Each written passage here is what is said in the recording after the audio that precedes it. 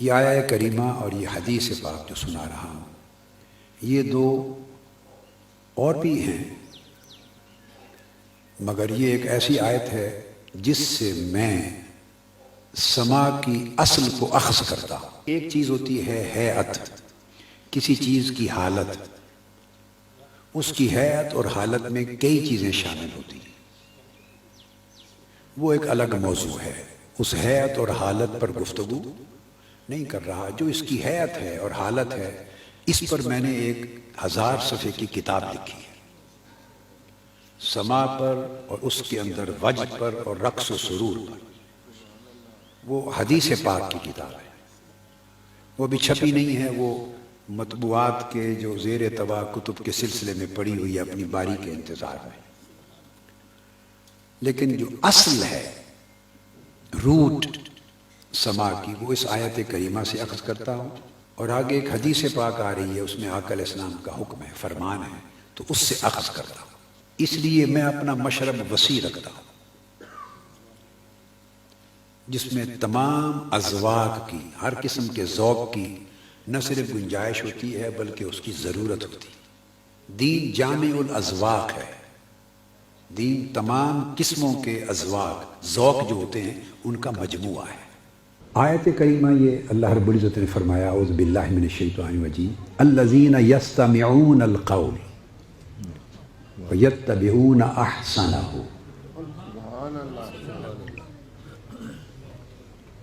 وہ لوگ جو قول کو سنتے ہیں، قول قوالی کا مادہ ہے، قال یقول قول، اس قول سے قوالی نکلی ہے، قوال قول سے نکلا ہے، اور یہ قوال کا لفظ اور یہ پاکستان اور ہندوستان کا پیدا کردہ نہیں ہے، یہ تابعین، اتباع التابعین کے زمانے میں آقا علیہ السلام کے 100 سال کے بعد کے عرصے میں وہ جو ائمہ سلف صالحین تھے، ان کی بہت دقیق کتب اور ذخائر مطالعہ کرنے سے ان کے ہاں بھی قوال کا لفظ ملتا ہے۔ اس کی شکل، اس کی حیت کیا تھی، وہ یقیناً مختلف ہوگی، زمانوں کے ساتھ ساتھ کلچر بدلتا ہے، حالات بدلتے ہیں، تقاضے اور شؤون بدلتی ہیں، وہ بدلتی رہتی ہیں، مگر اصل کی بات کر رہا ہوں، اوریجن۔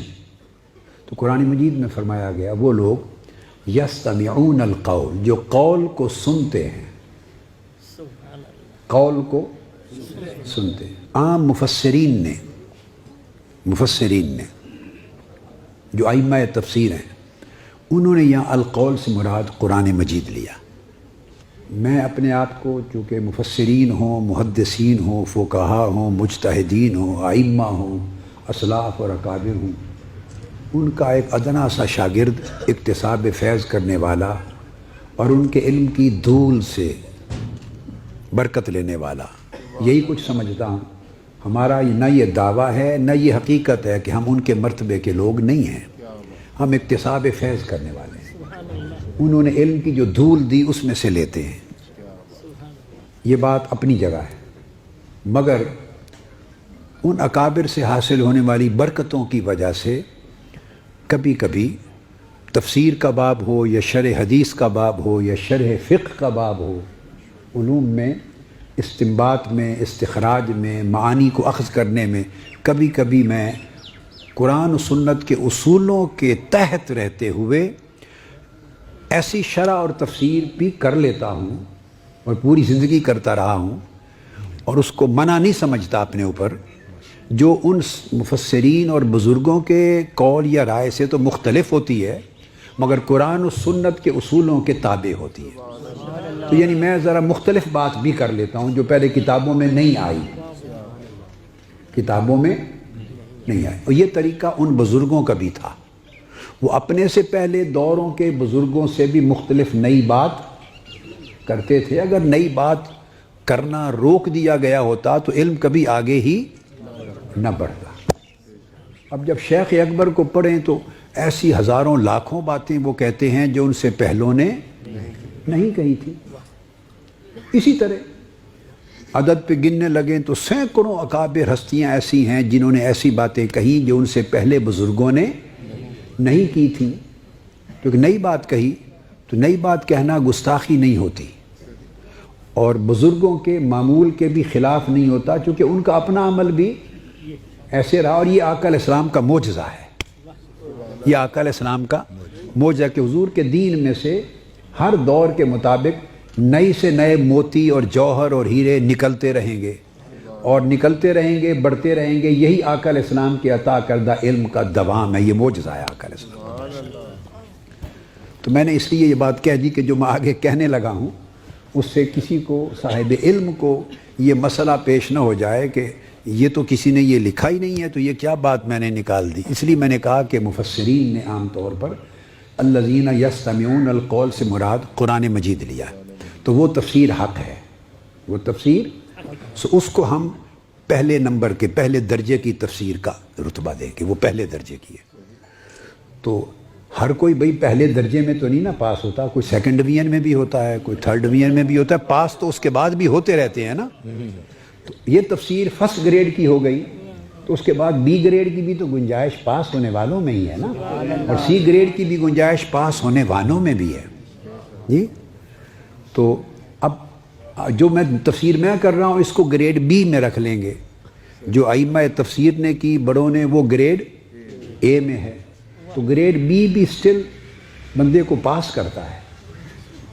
تو اب الذین یستمعون القول، اب میں وجہ بھی سمجھاتا ہوں کہ کیوں میں نے اس کو سما کی اصل بنایا، کیونکہ آگے کلمہ آیا ہے وہ لوگ جو قول کو سنتے ہیں فَيَتَّبِعُونَ أَحْسَنَهُ، احسنہ مضاف مضاف الیہ ہے کہ اس میں سے جو بہتر ہے اس کی پیروی کرتے ہیں۔ سبحان اللہ۔ بزرگوں کا ادب قائم ہو تو ان کی تفسیر درجہ اول میں ہو گئی، ہم تو نیچے درجے کی کر رہے ہیں تفسیر۔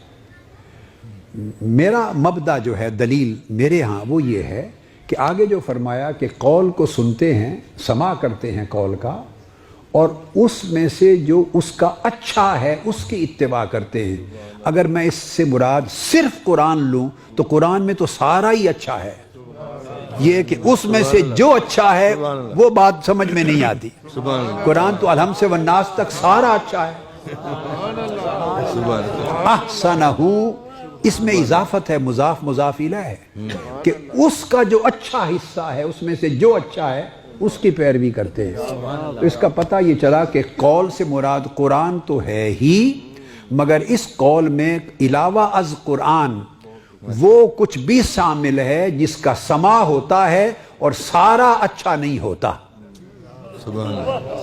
سارا اچھا، کیونکہ آسانہ اس میں سے جو اچھا ہے اس کی پیروی کرتے ہیں۔ تو آپ سوچیں گے تو جو اچھا نہیں وہ کیا ہوا؟ ہاں وہ سن لیں، لفظ ہے یتبعون، پیروی کرتے ہیں، یعنی عمل کرتے ہیں۔ عمل اس میں سے اس چیز پر کیا جاتا ہے جو عمل کے قابل ہو، تو جو عمل کے قابل ہوتی ہے وہ اعضاء کے عمل میں حرکت میں آ جاتی ہے۔ تو کچھ عمل کے لیے جو ہوتا ہے اس پہ عمل کر لیتے ہیں، کچھ ذہن میں رکھنے کے قابل ہوتا ہے اس کو وہاں رکھ لیتے ہیں، کچھ دل کو ذوق دینے کے قابل ہوتا ہے وہ دل کو ذوق اور کیف دے دیتے ہیں، کچھ جھومنے اور سرور لینے کے قابل ہوتا ہے اس سے کیف و سرور لے لیتے ہیں، جو حصہ عمل کے قابل ہوتا ہے اس کی عملاً پیروی کرتے ہیں۔ تو اس کو مبدأ استدلال کہتے ہیں۔ اس کی وجہ سے میں جو سماع ہے تو سماع احسن، تو اس کی اصل میں اس آیت سے اخذ کرتا ہوں۔ یہ تو ایک بات ہو گئی۔ اب حدیث پاک، اگر حدیث پاک سے تائید مل جائے، قرآن مجید کا ایک مفہوم کسی مفسر نے، کسی نے اخذ کیا، قرآن مجید کے کسی طالب علم نے اخذ کیا اور اس کی تائید پھر حدیث سے اس کی اصل کی مل جائے تو وہ پھر اخذ کیے ہوئے مفہوم کو اور تقویت دیتا ہے۔ تو صحیح بخاری شریف میں ہے اور مسلم شریف میں بھی متفق علیہ حدیث ہے۔ عید کے دن تھے، آقا علیہ الصلوۃ والسلام گھر میں چادر مبارک تان کے لیٹ کے آرام فرماتے، سوئے نہیں تھے، لیٹے ہوئے دراز تھے۔ حضرت ام المومنین سیدہ عائشہ صدیقہ رضی اللہ تعالیٰ عنہ کی خدمت میں قبیلہ انصار کی، انصاری کچھ بچیاں آئیں دو، اور دف بھی ساتھ لائیں۔ تو وہ انصار کے تاریخی نغمے، انصار کی تاریخ کے بعاث کے ان کی جنگیں ہوتی تھیں تو جمع مردی شجاعت کے نغمے اور ان کے ایک ثقافتی کلام تھے، وہ پڑھ رہی تھی، ان کو گا رہی تھی اور دف بجا رہی تھی، اور حضرت عائشہ صدیقہ رضی اللہ تعالیٰ عنہ سن رہی تھی، اور آقا علیہ الصلوۃ والسلام چارپائی پہ چادر اوڑھ کے آرام فرماتے۔ اتنے میں سیدنا صدیق اکبر رضی اللہ تعالیٰ عنہ آ گئے۔ آپ نے جب دیکھا ان کو گاتے اور دف بجاتے تو آپ ناراض ہوئے، اور ناراض ہو کے فرمایا کہ حضور علیہ السلام کا گھر اور یہ شیطانی مزامیر، یہ گانا بجانا آقا علیہ السلام کے گھر میں، شیطانی گانا، یہ لفظ بولے۔ وہ ڈر گئیں، انہوں نے دف بند کر دی اور چپ کر کے سہم کے بیٹھ گئیں۔ جب اتنی بات ہوئی تو آقا علیہ السلام نے کپڑا چادر مبارک چہرہ اقدس سے ہٹا لی اور مڑ کے دیکھا اور کہا ابو بکر یہ ہمارے عید کے دن ہیں اور عید کے دن خوشی کے ہوتے ہیں، انہیں چھوڑ دو، مت روکو، پڑھنے دو۔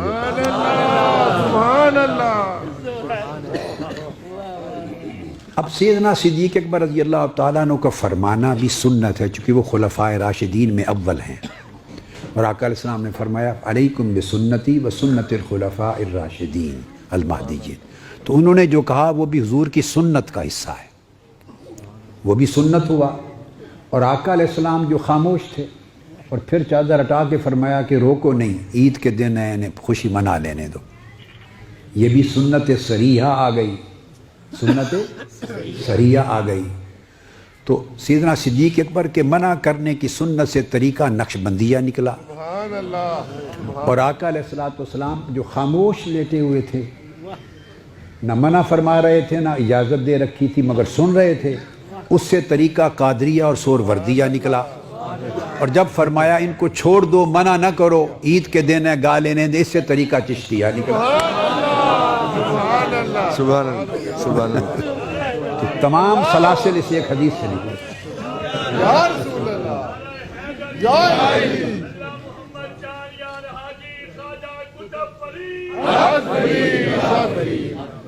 تمام سلاسل اسی حدیث پاک سے نکلے۔ وما علینا الا البلاغ۔ سبحان اللہ، ماشاء اللہ۔ اور ہم یہ کہتے ہیں کہ یہ ہمارے عید کے دن ہیں، حضور کے میلاد ہے، عید کے دن ہے، اور جب محبوب کا ذکر ہوتا ہے وہ لمحہ ہمارا لمحہ عید ہوتا ہے۔ سب سے پہلے نئی ویڈیوز کو حاصل کرنے کے لیے شیخ الاسلام ڈاکٹر محمد طاہر القادری کے آفیشیل یوٹیوب چینل کو سبسکرائب کریں اور بیل آئیکن کلک کریں۔